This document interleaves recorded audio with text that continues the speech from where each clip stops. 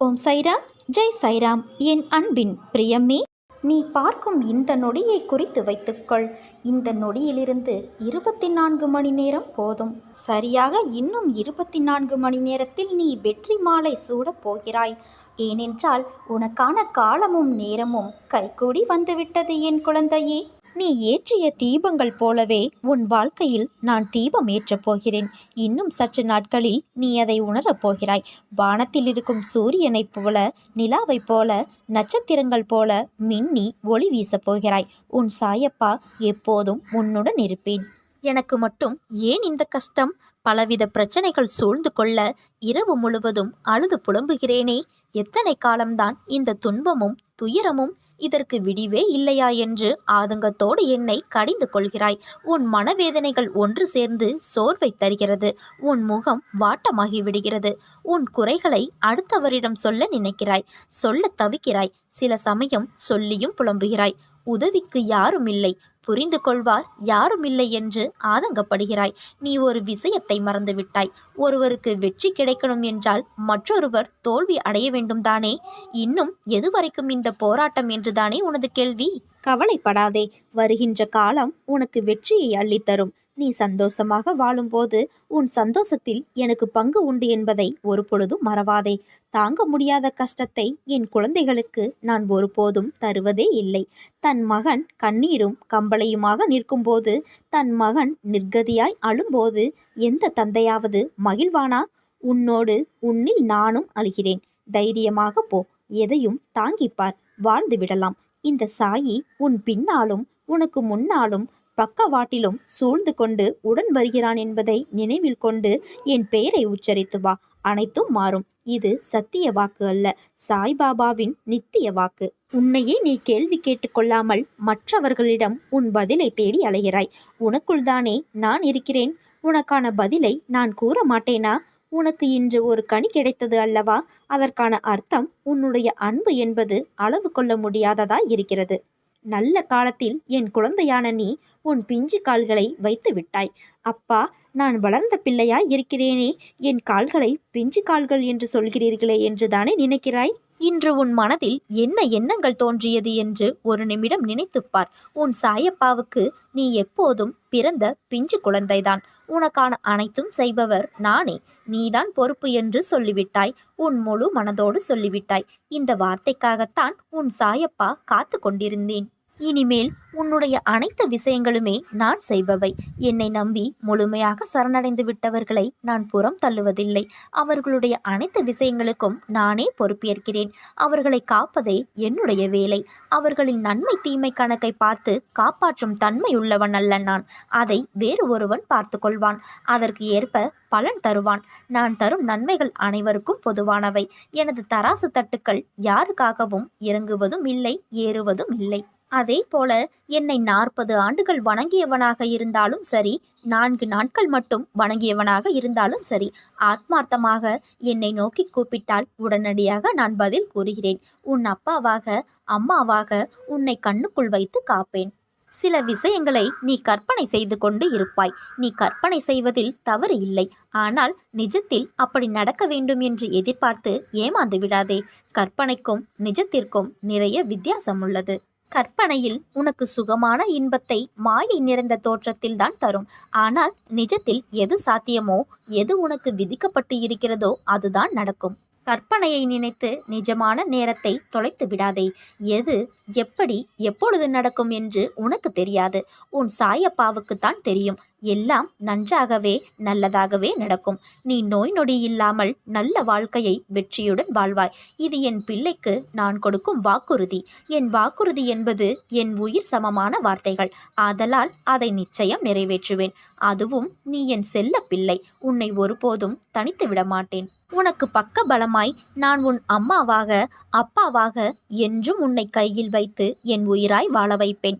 எப்போது நீ என்னை குருவாக ஏற்றுக்கொண்டாயோ, எப்போது எனது நாமத்தை உனது நாவில் உச்சரிக்க தொடங்கினாயோ, அப்போதே உனது கர்ம வினைகளை போக்கிவிட்டேன். கவலைப்படாமல் இரு. அப்பா நான் இருக்கிறேன். அனைத்தும் உடனே நடந்துவிட்டால் ருசி இருக்காது. படிப்படியாக நீ நினைத்ததற்கு மேலாக உயரப் போகிறாய். அப்பா நான் இருக்கிறேன். நிச்சயம் விடியும் என்று பொறுமையுடன் காத்திரு. கலங்காதே, நான் உன்னை கைவிட மாட்டேன். உனது கண்களிலிருந்து நீர் வழியக்கூடாது. என் மீது பாரத்தை சுமத்தி விட்டாயல்லவா, பிறகு எதற்காக கவலைப்படுகிறாய்? அப்பா நான் இருக்கிறேன். தைரியமாக இரு. வாழ்க்கையில் எல்லோருக்கும் எல்லா விஷயத்திலும் தடைகள், நிர்பந்தம் என்ற ஏதோ ஒன்று வரத்தான் செய்யும். அதை தாண்டி வருவதுதான் உன் மன தைரியம். உன்னால் இது முடியும். உன்னால் முடியாது என நினைத்த அனைத்து விஷயங்களையும் செய்து முடிக்கப் போகிறாய். அதற்கான காலத்தை நீ தொட்டுவிட்டாய். உன் லட்சியம் இனி வெற்றியை நோக்கி செல்லும் அம்பு போன்றது. அம்பு திசை மாறி செல்லாது. அதை போலவேதான் உன் லட்சியம். அதனை நோக்கி நீ செய்யும் முயற்சிகள் உன் பாபாவின் வார்த்தை உனக்கான இரத்த ஓட்டத்தைப் போல. அதனால் நீ எதற்கும் பயப்படாதே, கலங்காதே. உன்னில் நிச்சயம் வெற்றி என்ற தீபத்தை நான் ஏற்றுவேன். நீ உன்னில் பார்க்கும் அனைத்துமாய் அகிலத்தின் ரூபமாய் உனக்கு நான் இருப்பேன். உன்னில் எப்போதும் நான் இருப்பேன். உன் நம்பிக்கை, பொறுமை, எதையும் எதிர்நோக்கி தாங்கும் உணர்வையும் உன் பலத்தையும் உன் விசுவாசத்தையும் நான் அறிவேன். உன் சந்தோஷத்தில் என் சந்தோஷம் இருக்கிறது. உன் அழுகையில் என் கண்ணீரும் உன் சண்டையில் என்மேல் நீ கொண்ட தாயின் உரிமையும் இருக்கிறது. அடம் பிடிக்கும் போது நல்லது கெட்டது எது என தெரிய வைக்க வேண்டும். உன் கோபத்தில் உன்னை அமைதியாக்கி உன்னை நல்வழிப்படுத்த வேண்டும் என்ற பொறுப்பும் எனக்கு உள்ளது. எதற்காகவும் உன்மேல் கோபம் கொள்ள மாட்டேன். அதை தாண்டி கோபம் இருந்தால் நிச்சயம் அது உன்னை நல்ல வழியில் மாற்றுவதற்காகவே. நீ ஜெயமாக நல்ல ஆரோக்கியத்துடன் எல்லா செல்வ வளங்களையும் பெற்று சீரும் சிறப்புமாய் நல்ல பெயருடன் நிம்மதியான மகிழ்ச்சியான வாழ்க்கையை பெறப்போகிறாய். மதியாதார் தலைவாசல் மிதிக்க வேண்டாம் என்று சொன்னால் நீ கேட்கிறாயா? அவர்களையே நினைத்து உனது நேரத்தை வீண் செய்கிறாய். அவர்கள் உன் உழைப்பில் குளிர் காய்கிறவர்கள். உன்னிடம் சாப்பிட்டு உன்னையே குறை கூறுபவர்கள். உன் வளர்ச்சியை பார்த்து பொறாமைப்படுபவர்கள். அவர்களுக்கு போய் ஓடி ஓடி உதவி செய்கிறாயே. என் பிள்ளைகள் நல்லவர்கள்தான், ஆனால் ஏமாளி அல்ல. உன் குடும்பத்தை மறந்து அவர்களுக்கு உழைத்தது போதும். உன் குடும்பத்தில் நிறைய கடமைகள் காத்திருக்கிறது. முதலில் அதை கவனி. யாரையும் நினைத்து கவலைப்படாதே. உன் கடமைகளை செய்து கொண்டிரு. நல்லதே நினைத்த உனக்கு நல்லதே நடக்கும். உனக்கு துணையாக உன் அப்பா நான் இருக்கிறேன். இக்கட்டான சூழ்நிலையிலும் உன்னை கைவிட மாட்டேன். இது உன் சாயப்பாவின் சத்திய வாக்கு. என் வாழ்க்கை சோகம் நிறைந்தது என்று ஒரு பொழுதும் நினைக்காதே. எல்லாம் நிறைவாய் இருக்கும் வாழ்க்கை இங்கு யாருக்குமே அமைவது இல்லை என்பதே உண்மை. நல்லது நடக்கும் என்று நம்பிக்கொண்டே தன் வாழ்நாளை ஏக்கத்துடன் தொலைத்து கொண்டு இருப்பவன் முட்டாள். எது நடந்தாலும் சந்தோஷமாக எடுத்துக்கொள்பவனே புத்திசாலி.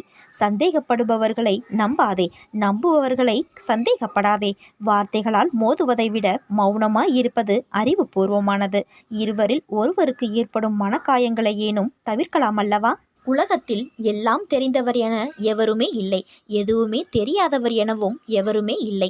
நல்லதே நடக்கும். நடப்பவை அனைத்தும் நல்லதுக்கே என்று நம்புங்கள். வாழ்க்கை மிகவும் அருமையாக இருக்கும். இந்த மாதிரி எண்ணங்களை மாற்றி அமைத்து கொண்டீர்களேயானால் உங்கள் வாழ்க்கை மிகுந்த மகிழ்ச்சியுடன் காணப்படும். மகிழ்ச்சி வந்துவிட்டால் பணம் தானாக வர ஆரம்பிக்கும். நீ எப்படி மீண்டு வருவாய் என பலர் உன்னை கேலி செய்யலாம். நீ வருந்தாதே. எல்லாம் பழைய சோறு. நானோ உனக்கு புதியதாக சமைக்கப் போகிறேன். உன்னுடைய பசி யாரும். நீ சோர்ந்து போனால் எதையும் சாதிக்க முடியாது. இதோ நான் சாரதியாக வந்துள்ளேன். நீ எனது அர்ஜுனன், எனக்கு பிரியமுள்ள நண்பன். துன்பம் என்கின்ற எதிரியை துரத்திட எனது துணையோடும் எனது பலத்தோடும் போர்க்களம் வந்து நிற்கின்ற அர்ஜுனன் நீ. கண்களை திறந்து பார். நானே உனது ஸ்ரீ கிருஷ்ணன். என் பிரியமான நண்பனுக்கு நான் சாரத்தியம் செய்யும் போது எந்த துன்பம் உன்னை தொட முடியும்? உன் மனம் எனும் தேரில் நான் அமர்ந்து வழி நடத்தி செல்லும் போது இனி உன்னை யாரால் வெற்றி கொள்ள முடியும்? ஒரு நிமிடம் உனது கண்களை மூடி என்னை தியானித்து எனது ரூபத்தை உற்றுப்பார். நான் கிழவன் போல காணப்பட்டாலும் கிழவன் அல்ல, இளைஞன். எல்லையில்லா பராக்கிரமமும் சக்தியும் பெற்றவன். உனக்கு மட்டும் கருணையுள்ள தாய். உண்மையாக தோள் கொடுத்து தாங்கும் நண்பன். உனது வாழ்வை கெடுத்தவர்களுக்கோ உயிர் குடிக்கும் காலன் நான். உன்னை நீ நினைத்து பார்க்க முடியாத அளவிற்கு உயர்த்தப் போகிறேன். நம்பிக்கையோடு காத்திரு. பொறுமையாக இரு. நான் இருக்கிறேன் உனக்கு என்றும் நிழலாக. வாழ்க்கையில் நீ சந்திக்கும் ஒவ்வொருவரும் உனக்காக அனுப்பப்பட்டவர்களே. வேண்டியவர் வேண்டாதவர் தெரிந்தவர் தெரியாதவர் என்று யாரும் இல்லை. உன் வாழ்வில் அவர்கள் வருவதற்கும் அதனால் விளையும் நன்மை தீமைகளுக்கும் காரணம் உன் பூர்வ ஜென்ம கர்ம வினைகள் மட்டும்தான். நான் அனைத்தையும் கவனித்துதான் வருகிறேன். என் கண்களில் இருந்து எது தப்ப முடியும்? ஆனால் உன் தவறுகளை நான் கனிவோடு மன்னிக்கின்றேன்.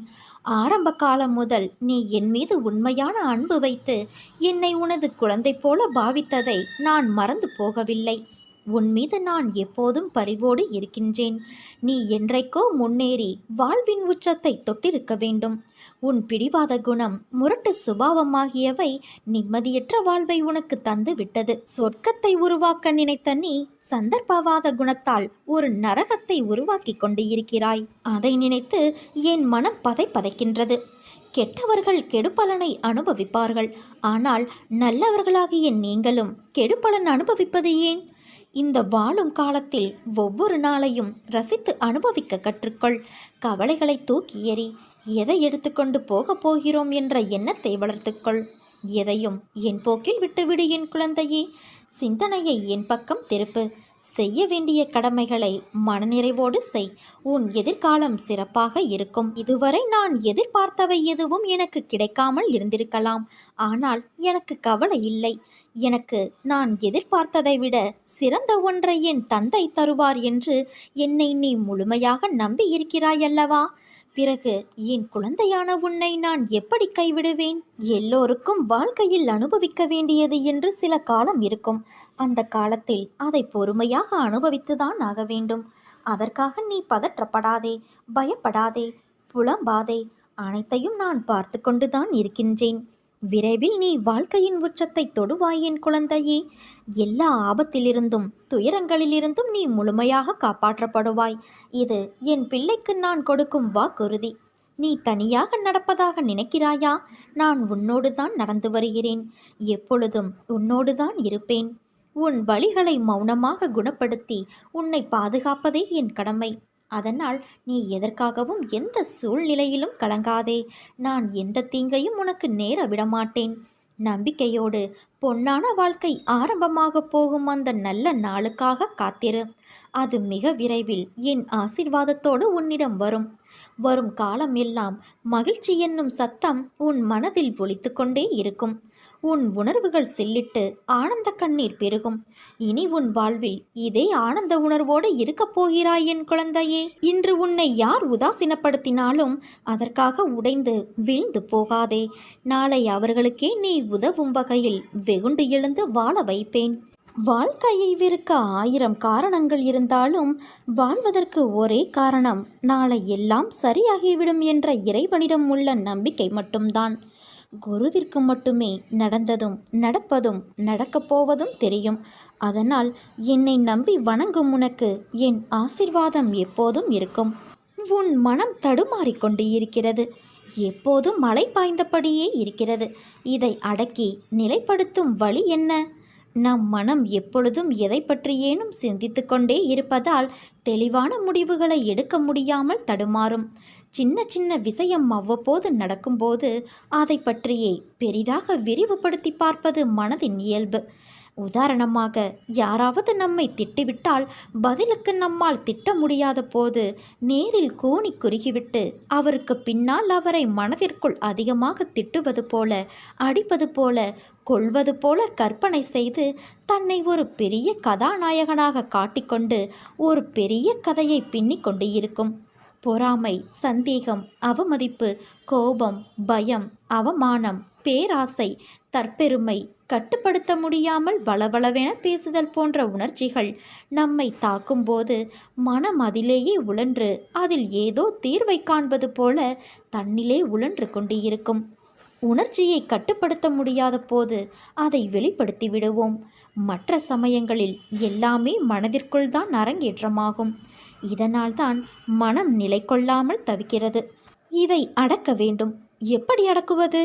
முழுமையாக அந்த எண்ணங்கள், சிந்தனைகள் உன்னை கடந்து போகட்டும் என விட்டு விட வேண்டும். கண்களை மூடி அமைதியாக இந்த நிகழ்வுகள் முடியும் வரை உட்கார்ந்து இரு.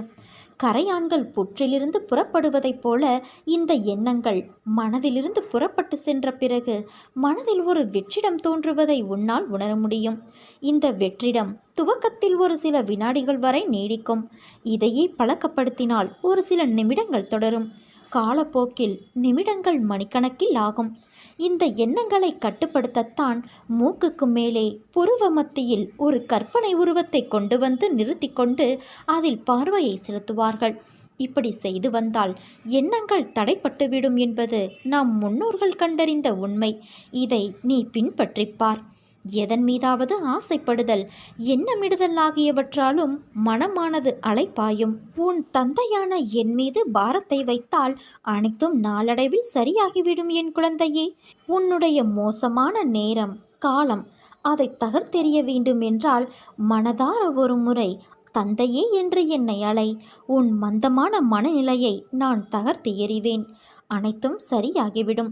எதற்கும் கலங்காதே. உன்னோடும் உன் குடும்பத்தோடும் உன் தந்தையான நான் எப்போதும் இருக்கிறேன். நீ நம்பிக்கையோடு இரு. நல்லதே நடக்கும். வாழ்க்கையை ஒவ்வொரு நாளும் வெற்றி தோல்வியாக ஒப்பிட்டு பார்க்காதே. வாழ்க்கையை ஒவ்வொரு நாளும் முழுதாக வாழ பழகு. வெற்றி என்பது தானாக வந்து சேர்ந்து கொள்ளும். வாழ்வதற்காக பிறவியெடுத்து வந்துள்ளாய். முழு மனதோடு நாட்களை வாழ்ந்து கடமைகளை செய்து கொண்டு வா. கவலைகள், பிரச்சனைகள் வரும் என்பதற்காக வாழ்க்கையை வாழாமல் தவிர்க்க முடியாது குழந்தையே. உன் மனம் எதையாவது ஒப்பிட்டு பார்த்து உனக்கு வேற்றுமையை காட்டும். ஆனால் உன் வாழ்வில் நான் இருக்கும்போது எந்த துன்பமும் உனக்கு வராது. நேர்மறை எண்ணங்களை ஒருபோதும் கைவிடாதே. என் பிள்ளைகளான உங்கள் மீது நான் நிஜமான அன்பு கொண்டவன். என் பிள்ளைகளை எல்லாவித கஷ்டங்களிலிருந்தும் கவலைகளிலிருந்தும் கை தூக்கிவிட அவதரித்தவன் நான். எப்போதும் என் நாமத்தை உச்சரி. நான் எப்போதும் உன்னை மட்டுமே நினைத்து கொண்டு இருக்கிறேன். எப்போதும் தைரியமாக நீ இருக்க வேண்டும் என் குழந்தையே. எதை பற்றியும் கவலைப்படாதே. காலதாமதமாகலாம். பொறுமையாக இரு. நான் உன்னையே நினைத்து கொண்டு இருக்கிறேன். உனக்கு என்ன தேவையோ அதை மட்டுமே நான் நினைப்பேன். நான் நினைப்பது மட்டுமே நடக்கும். வழி தெரியாமல் தவிக்காதே. நிச்சயமாக உனக்கு ஒரு நல்ல வழியை நான் காட்டுவேன். அதுவரை நீ கொஞ்சம் பொறுமையாக இருக்க வேண்டும். நீ என் நினைவாக எப்போதும் இருந்தால் பதற்றப்படவோ நடப்பதை நினைத்து துக்கப்படவோ மாட்டாய். ஏனென்றால் நீ என்னுடைய சங்கத்தில் இருக்கிறாய். உன் சார்பாக நான் செயல்பட்டு கொண்டே இருக்கிறேன். உன் பிரச்சனை அனைத்தையும் நான் பார்த்து கொள்கிறேன். காலம், நேரம் வெகு தொலைவில் இல்லை என் குழந்தையே. தைரியமாக இரு. இதுவரை எந்த கஷ்டம் உன்னை பாதித்ததோ அது தானாக ஓடி ஒளியும். மிக விரைவில் நல்ல நேரம் ஆரம்பிக்கும். என்னை சரணாகதியடைந்தால் நான் உன்னை பாதுகாப்பேன் என் தங்கமே. சோதனைகள் வரும்போது ஒருபோதும் உன்னை நான் கைவிட மாட்டேன். என் சொற்களை நீ மறந்து விடாதே. காலம் ஒரே மாதிரியாக இருக்கும் என்று கருதாதே. தங்க சிம்மாசனங்களும் கண் மறைவாகிவிடும். அதிகாரங்கள் மறைந்து போகும். செல்வ வளம் சொல்லாமலேயே சென்றுவிடும். கொடுக்கும் கரங்களே பெற்றுக்கொள்ளும் கரங்களாகிவிடும். அப்போது கொடுப்பவர்கள் இருக்க வேண்டுமல்லவா? அதனால் இருப்பவர்கள் கொடுப்பதை பழக்கப்படுத்தி கொள்ள வேண்டும். விதையை அப்படி விதைத்து கொண்டால் பலன் கிடைக்காமல் போகாது. என்னுடையது எனக்கு மட்டுமே என்ற பாவத்தோடு நாட்களை கடத்தி தேவை ஏற்பட்ட போது எனக்கு யாரும் இல்லை என்று கருதினால் பிரயோஜனம் என்ன?